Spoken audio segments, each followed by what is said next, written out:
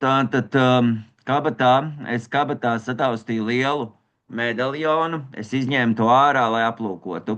Tās bija manas 90 dienu medaļa. Tās bija mana 90 dienu medaļa. Un es atcerējos, ko daru. Te mani piemeklē doma, šiem puišiem sapulcē bija taisnība. Es esmu bezspēcīgs alkohola priekšā. Es ieliku medaļu atpakaļ savā kabatā, un kopš tās dienas līdz pat šodienai, kas apmēram 15,5 gadu vēlāk, mani vairs nav bijusi tieksme dzert. Kad atgriezos savā sapulcē, es pastāstīju, kas bija noticis. Es nezinu, kāpēc, jo mans vecais, es nebiju liels grēksūdzes piekritējs. Kad atgriezos savā sapulcē, es pastāstīju, kas bija noticis. Es nezinu, kāpēc, jo mans vecais, es nebiju liels grēksūdzes piekritējs. Viņa teica, ka satraucās tikai par to, vai es joprojām dzeru. Un es teicu, nē, es nedzeru. Es biju satraucies, ka viņi paņems atpakaļ manu medaļu. Viss, ko viņi gribēja zināt, bija, ko es darīšu tagad. Man nebija ne jausmas, taču viņiem bija. Viņi teica, ka man nepieciešams sponsors, tāpēc es atradu sponsoru. Viņi teica, ka man vajadzētu iet uz vairāk, uz sapulcēm, cik daudz es gribēju zināt. Viņi teica, ka man jāiet uz sapulcēm dienās, kurās iepriekš būtu dzēris. Viņi teica, ka man nepieciešams identificēt, nevis salīdzināt. Viņi teica, ka man nepieciešams identificēt, nevis salīdzināt. Es nesapratu, ko viņi ar to domāja. Viņi teica, ka man nepieciešams identificēt, nevis salīdzināt. Es nesapratu, ko viņi ar to domā. Viņi teica, ka salīdzināšana nozīmē meklēt atšķirības, parasti izvēloties redzēt to, kā man klājās labāk nekā citiem. Kādu dienu mēs runājam par garīgo atmodu.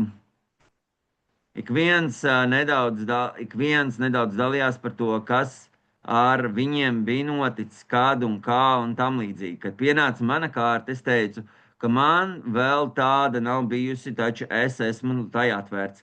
Tad divi cilvēki mēģināja runāt vienlaicīgi. Ko tu mums visu šo laiku esi stāstījis par lidmašīnu? Nu, es teicu, es dzēru, un medaļa man atgādināja par to, ko daru. Un es nolēmu, ka esmu bezspēcīgs un vairs nevaru dzert. Un pārtraucu. Kāds vīrs teica, tas arī ir viss, ko vēl tu vēlies. Es teicu, kā būtu ar apžilbinošu spožu gaismu, kādu gaismu viņš jautā. Palasi lielo grāmatu. Pielikums izskaidro strauju pārmaiņu un pakāpenisko pārmaiņu konceptu. Tātad palasi lielo grāmatu. Pielikums izskaidro strauju pārmaiņu un pakāpenisku pārmaiņu konceptu. Un ne visi piedzīvo apžilbinošas gaismas. Ak, tā es novilku. Tātad tas arī viss. Tā bija mana atklāsme. Jā, man atbildēja. Ko vēl tu vēlies? Patiesībā es gribēju kaut ko dramatiskāku. Un mans sponsors teica gluži kā parasti. Un es pieķēru sevi sakām. Un ja tas arī ir viss, tad ar to arī jāsamierinās. Jāsamierinās, viņš atbildēja. Tā atklāsme bija lielāka un labāka nekā lielākā daļa atklāsme. Un kas vēl svarīgāk, tā nostrādāja.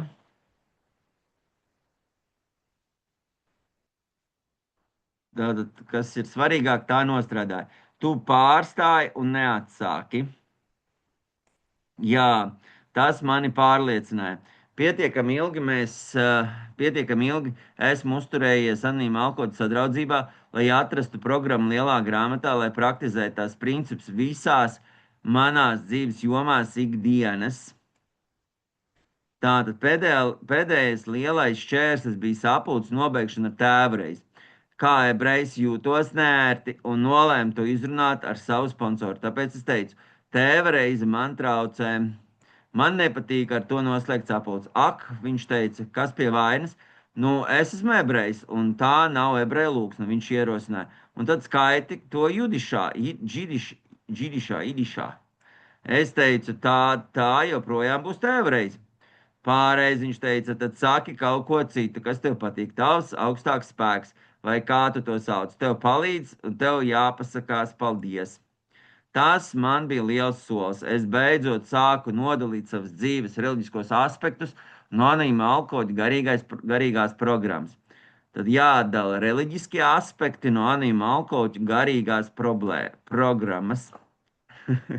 Tas man bija liels solis. Es beidzot sāku nodalīt savas dzīves reliģiskos aspektus no garīgās programmas, no anima alkohoļu garīgās programmas. Manuprāt, liela atšķirība ir tajā, ka reliģija ir rituāls un tajā mēs atšķiramies, un garīgums ir veids, kā mēs jūtamies par to, ko darām. Tātad, kā mēs jūtamies. Garīgums ir mans kontakts ar manu personisko augstāko spēku, kā es viņu saprotu. Viss ir mainījies. Es atradu jaunu darbu, kur vēlāk nolēmu atstāt. Es atvēru jaunu uzņēmumu. Es varēju palīdzēt saviem diviem dēliem iegūt augstāku izglītību. Lielās augstskolās. Mana vecākā dēla lielākā kaislība agrāk bija doties ceļā un tikt prom no mājām, kad bija pienācis laiks atgriezties mājās, skolas brīvdienās. Taču tagad viņš ciemojas regulāri un ved ciemos draugus. Jaunākais dēls mājās viesojas bieži un regulāri zvana. Tātad mana laulība vairs nav uz izjukšanas robežas, tā ir labāka nekā jebkad agrāk. Turklāt, labākais ir vēl tikai priekšā to visu, un vēl vairāk esmu parādās sadraudzības sapulcēm un programmai grāmatām. Nu, lūk, jā, tātad ir nolasīts dzīves stāsts ar nosaukumu. Tātad tāds pats dzērājs kā tu, jo vairāk viņš klausījās sapulcēs, jo vairāk izprata pats savu dzeršanas vēsturi. 12 soļu sapulce lasīja Joriksens 18. maijā 2026. gadā.